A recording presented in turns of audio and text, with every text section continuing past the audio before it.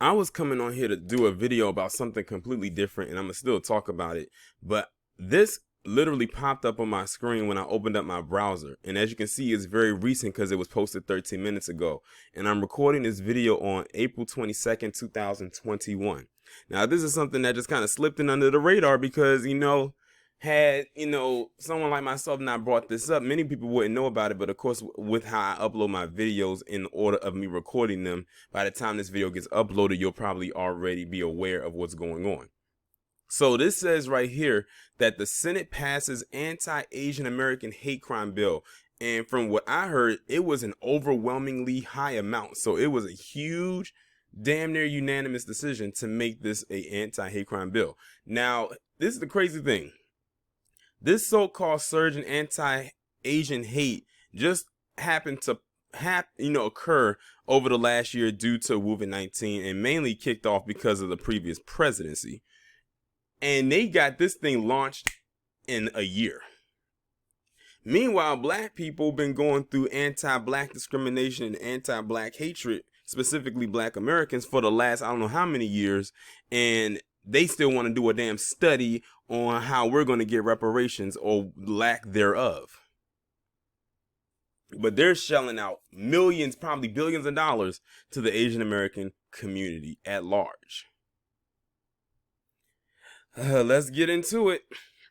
The Senate passed with a wide bipartisan majority Thursday a bill denouncing discrimination against Asian communities in the United States and creating a new position at the Justice Department to expedite reviews of potential COVID-19 related hate crimes.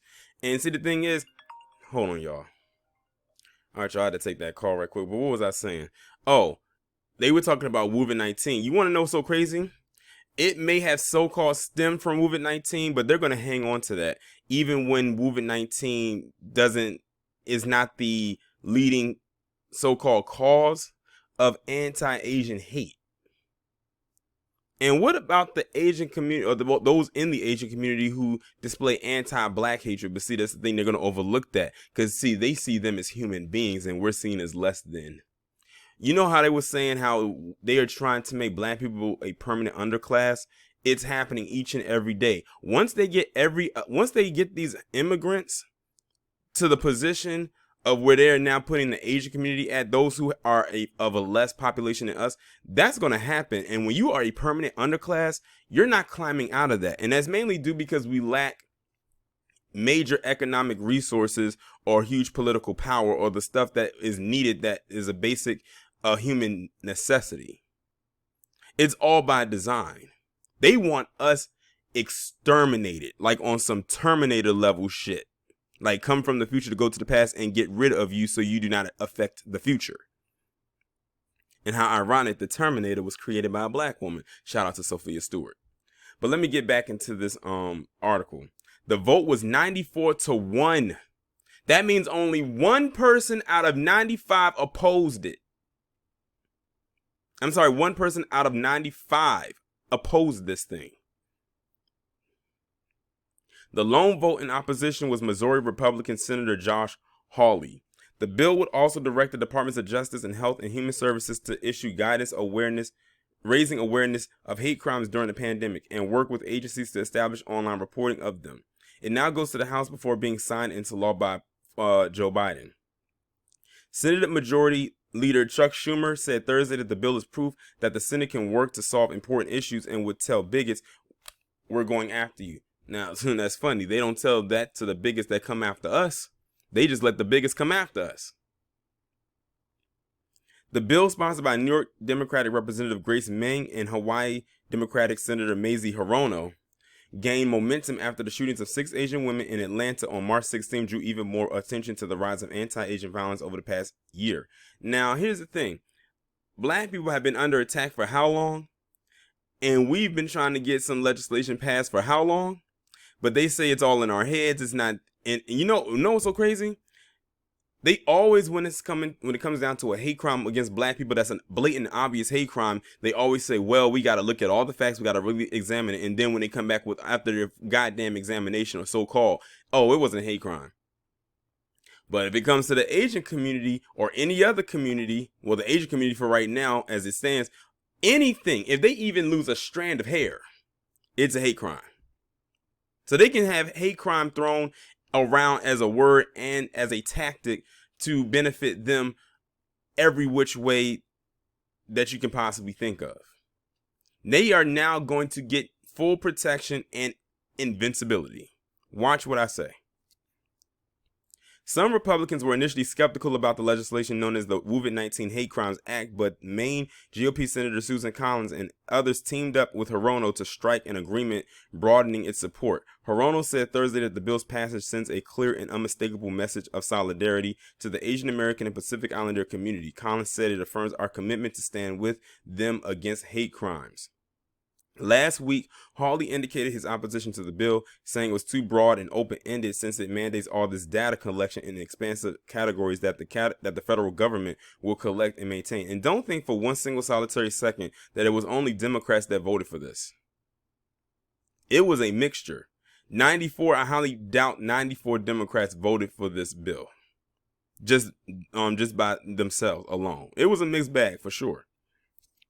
That concerns me, Hawley said. Hirono and other Democrats have also pressured Biden to include more Asian Americans and Pacific Islanders in top roles. Now, isn't that the same thing that black people was begging creepy Jim Crow Joe and Clown Mala to do, but they gave them these second-hand positions, basically being the maids of the cabinet? Watch. They're going to allow them to get those top tier positions. And that right there, black people should be even more bigger slap in the face to you for those who voted for them.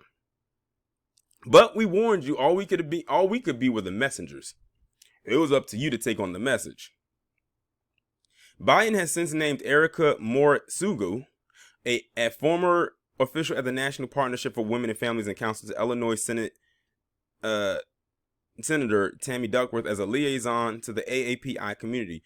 Of the 23 cabinet level positions requiring Senate consideration, Biden nominated 2 Asian Americans. That's two more than black people that he nominated. Catherine Tai for Trade Representative and Neera Tanden for Office of Management and Budget Director. Tai, the daughter of immigrants from Taiwan, was confirmed as the first woman of color to be the top U.S. trade negotiator. But Tanden's nomination failed after West Virginia Senator Joe Manchin, a Democrat, announced his opposition due to her long string of comments attacking Republicans. I cannot say for one second that I am in the least bit shocked by what I have read, but this direction that they're headed in. I will not be surprised if in the future we get an Asian president, an Asian American president. I won't be surprised. I won't be surprised. I don't know what more I could actually add on to this that hasn't already been displayed in what I just read. But like I said, they slipped this one through the cracks because I don't even know if they were planning on putting this out there in the huge mainstream like a CNN or a Fox News or any of those networks like that. But here it is in black and white. And like I said, had this not popped up on my screen, I would not have known about it. And thus, there probably wouldn't have been a video about it, at least not this soon. But I need to definitely know what y'all think about this down in the comments. Like, share, subscribe. If you have not done so already, make sure that you text the number that is pinned down in the comments below to receive notifications every time I upload a new video or go live.